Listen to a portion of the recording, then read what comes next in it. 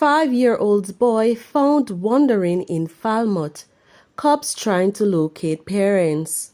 Police seeking woman in Daniel Rowe murder case. Man gunned down on Brunswick Avenue in Spanish Town.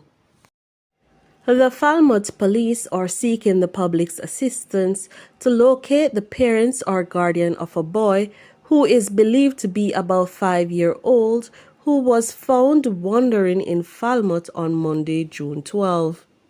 Reports are that the child was found wearing a multicolored shirt and a pair of light blue pants. He is unable to state his name or where he is from. Anyone knowing the whereabouts of the parents or guardian of this child is being asked to contact the Falmouth Police Station at 876-954-3271 or 954-3222, the police 119 emergency number, or the nearest police station. The police are seeking the public's assistance to find a woman who they believe can assist with information relating to the death of 8-year-old Daniel Rowe. An image of the woman was developed using an electronic facial identification technique. Rowe was abducted and her throat slashed on Thursday, June 8. She died Saturday morning.